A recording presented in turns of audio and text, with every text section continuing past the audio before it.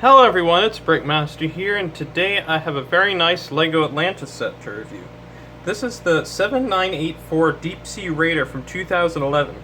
This set comes with 265 pieces, was rated for ages 7 to 14, and cost you $30 back when it was in stores. This is a nice set from the Atlantis theme, and is one of the ones that I've been piecing together for quite a long time. I got this set back when it came out in stores, and after a year or so I took most of it apart, so really this front area with the cockpit, the little vehicle that's in the back, and the claws were pretty much the only things that were left together, so I had to piece this thing together. It was really fun, actually. I really enjoyed it. In some ways I enjoyed it more than building a new set. But yeah, let's look at the instructions to be the first part of the review. Alright, so here are the instructions. There are a total of 48 pages including the back, which is quite a bit for a set of this size. It has the square shape, which is pretty appropriate for a set of this size. A really nice picture of the set. Again, it doesn't take too much attention away from the actual build, but it creates a good environment for the vehicle. It does have the box that tells you what pieces you need for each step, so it's pretty easy to follow. Of course, this was in bags, so you can see bag 1 there. There's another bag that came later on. Screaming boy saying win. Parts list. Join the legoclub.com. Here's a picture of all the Atlantis sets from 2011. I now have all of them, which is great. The other ones are going to be reviewed at some point in the future. And yeah, it's a pretty easy instruction booklet to follow, nothing to complain about. So let's look at the minifigures. Alright, so there are two minifigures that come with the set. The first is a scuba diver named Doc, and he's the same Doc who was in the Power Miners series, so a little bit of LEGO original themes lore. After Doc is in the Power Miners team, after that whole series ended, he needs to get another job, so he gets a job with the Atlantis cruise. That's really interesting. And here we also have a Hammerhead Warrior, so let's take a look at these minifigures a bit more closely. So put him here, hopefully he stands. It's hard since he has flippers. But there we go. Tilt my camera a little bit more up like that. So yeah, that's what he looks like. A really nice looking minifigure. Again, Atlantis has awesome looking minifigures. Nothing to complain about in the slightest. This is now the third wave of Atlantis, so he has, instead of anything green, is now substituted with regular yellow or transparent yellow. So you can see that instead of having lime green flippers, sleeves, or a transparent neon green helmet visor, he has a yellow one, and he has a light gray helmet instead of a dark gray one. So this is what he looks like. He has glasses, he has some sort of scanning device on his right eye, and if you look closely, it looks like a little key is on his viewing device. He has some really nice printing on the back, printing on the front, and yeah, very good looking minifigure. Here is the Hammerhead Warrior, fantastic looking minifigure as well. A lot of detail. It's a bit rubbery, but still it's hard enough plastic that you can't really bend it, which is the perfect mix in my opinion. Really great printing. He has a trident here, so you can fight off the scuba diver's eyes. Really nice printing. Looks like a key as well on his head, and no back printing. I actually thought there was going to be back printing, but yeah, anyway, it's a very nice looking minifigure. So yeah, LEGO did a very good job with these. Nothing to complain about in the slightest.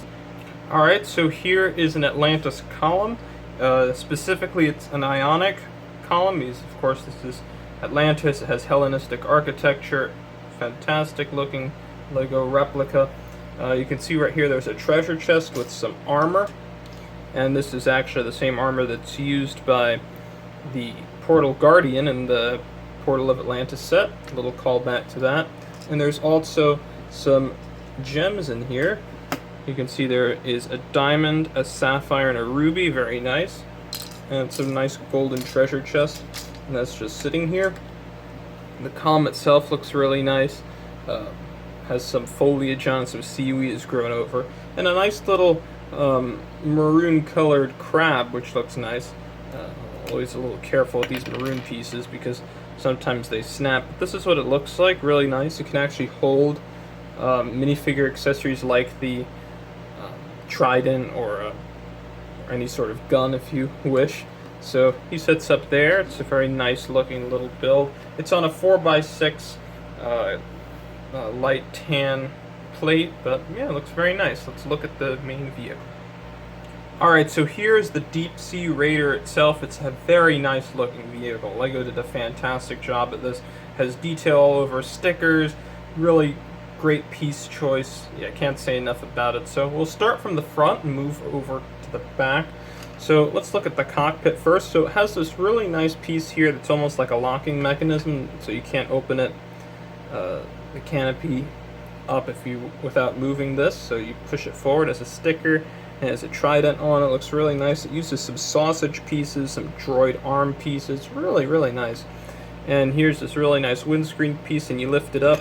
And inside there are 2 control sticks. As you know, I love it when LEGO puts in controls. It makes it more realistic, at least to me. Has a nice snug cockpit. Looks really good.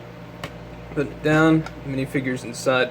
They also integrate the set number into the build, so I guess that's the number of the vehicle, which is always nice. I like that. And here they also have some vents and some lights here so you can see. Here, of course, some more lights because you're in the depths of the ocean. You got to see. And over here they have 2 arms. So this arm right here has a claw on it, so you can grab things, so you can articulate it. It's really nice. This one has a mermaid on it. Looks really good. It's a sticker. And here's some more details, and you can grab things or people with it. Yeah, it looks good. You can move it up. There's some ratcheted joints, and then here's some ball joints. I like that the ball joints are more at the tips. Makes it a bit more easy to use. Now on this side is a drill, so if you turn this red piece back here, you can turn the drill, and that's really nice too. And of course you can be mining for some crystals or whatever you need to be getting. I mean, it looks good, and you can also articulate it, so you can be drilling up, drilling down at various angles. That's always nice. I like that. Moving on here, you can see there's some big engines with propellers here. Look really good. That's what it looks like from the back, and you can spin them. Looks really good.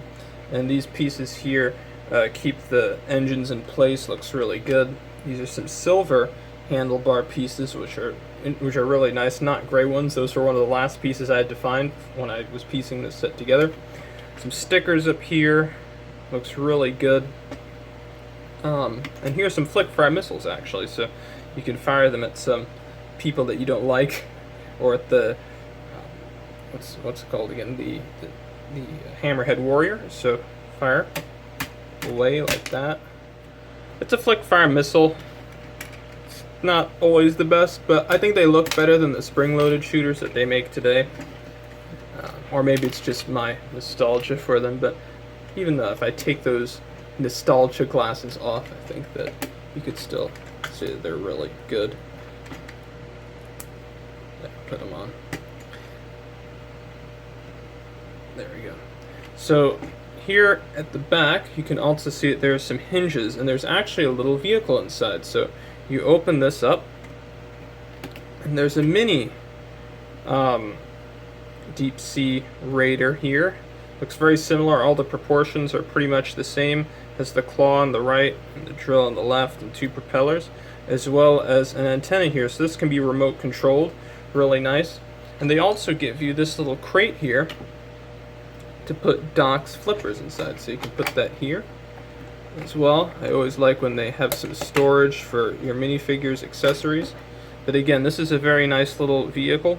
Has some propellers, so it can be going into areas that you've never been to before just for safety, and can get into some small nooks and crannies that a large vehicle like this would not be able to get into. So yeah, it looks really good in my opinion. Yeah, you can spin the propellers and everything. Yeah. And it sits back here on these jumper plates, and it closes up. Should probably move the antenna back, but yeah, it fits very securely in place, and you wouldn't know there's a small vehicle from the back. You just think, oh, those are maybe just smaller propellers. But yeah, that's basically it for the set. Now I'll give my overall thoughts. Alright, so for my overall thoughts on this set, I think you can tell I really like this build. It's Atlantis, one of my favorite LEGO original themes. How much I'd pay for it now? I'd pay around $50 for it, used. Don't bother getting it new, as I've gotten more into LEGO collecting. I've been collecting LEGO for around 15 years now. But the more I've gotten into LEGO collecting, the more I realize, well, is it worth spending an extra 20, 30, even more dollars just so you can cut the seals on a box? You throw the box out or you put it away somewhere else. So it's not worth it. Get it used, pay around $50 for it, not more. LEGO will give you something at this size for $70, so you might as well get something of good quality. Plus, this has some really nice features. I'll probably make a video about what I see wrong with LEGO today, but yeah, this is a very nice set. I highly recommend it. Stick around for more Atlantis reviews because they will be on the way. I really like this series, and I hope you do too. So stick around for those videos, and I'll see you all later. Bye!